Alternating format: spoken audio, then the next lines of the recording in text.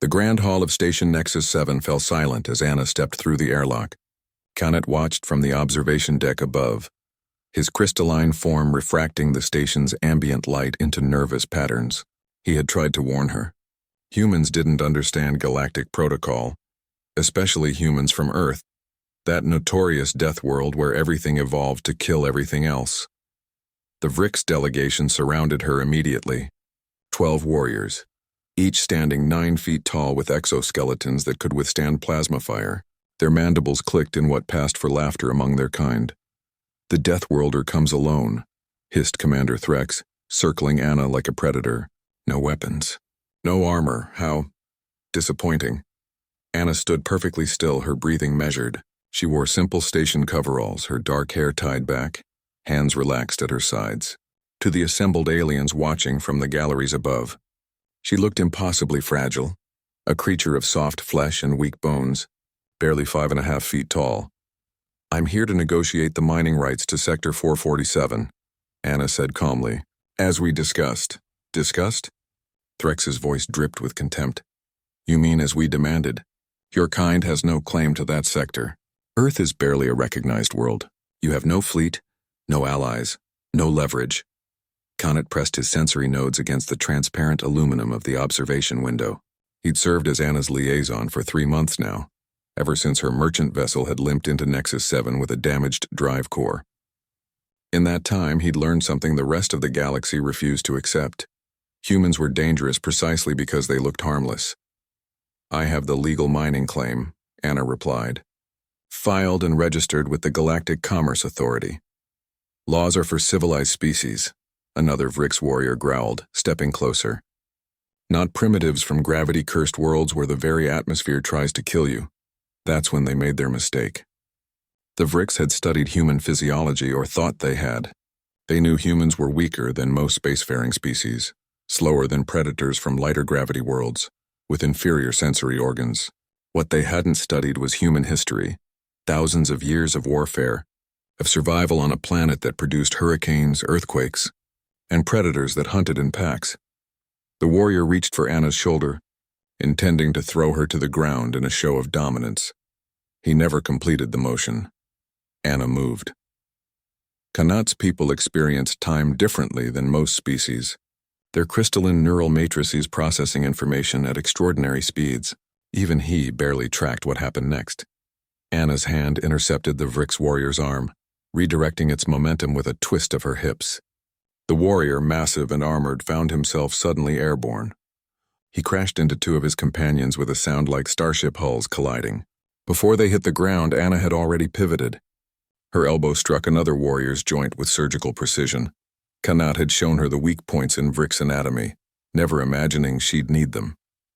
The warrior's exoskeleton cracked. He shrieked and collapsed. Commander Threx lunged, his combat training overriding his shock. Anna dropped low, sweeping his legs. As he fell, she caught his headplate and slammed it into the deck with enough force to dent both. 6 seconds had elapsed. The remaining Vrix rushed her as a unit, a tactic that had overwhelmed countless opponents. But humans, Kanat realized with something like awe, evolved in groups. They understood pack tactics intimately, both as predator and prey. Anna didn't try to stand her ground. She moved between them like water, using their size and numbers against them. A warrior's strike missed her by millimeters and shattered his companion's mandible. Another stumbled over his fallen comrade as Anna rolled beneath a swinging limb. She came up behind him and struck the neural cluster at the base of his neck, another weakness Kanat had mentioned in casual conversation. 9 seconds.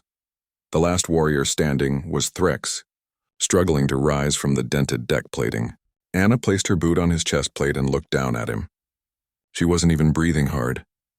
"The thing about Deathworlders," Anna said quietly, "is that we come from a planet where everything is trying to kill us, so we learned to kill back. We learned to be tougher, faster, and more adaptable than we had any right to be. We learned to take damage and keep moving. We learned that survival isn't about being the strongest. It's about being too stubborn to quit." Kanat descended from the observation deck as the station's security finally arrived. The other delegations in the gallery buzzed with shocked communication. Several were already transmitting reports back to their homeworlds. "Earth, Deathworld, caution advised. Are you unharmed?" Kanat asked Anna, though he could see she was fine. Perfectly, she replied, stepping back from Threx. Though I think I made my point. You've started a war, Threx gasped from the floor.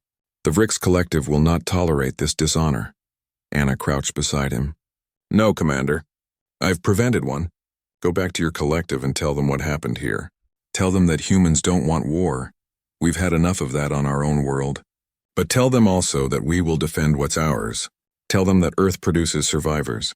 As security escorted the battered Vrix away, the Galactic Commerce Authority's representative approached, his tentacles quivering with barely suppressed excitement. Most irregular, he stammered, but technically trial by combat is recognized under subsection 447 of the mining rights are confirmed. Anna interrupted, yes, of course. No one will challenge them now. Kanat walked with Anna back toward the docking bay where her repaired ship waited. You knew this would happen, he said. You planned it. I hoped it wouldn't, Anna corrected. But I prepared for it. That's what humans do. We hope for peace, but we prepare for everything else. Your species is terrifying. Anna smiled. You have no idea. But we're also loyal, Kanat. You helped me when I needed it. That means something to humans. That means you have friends on Earth now.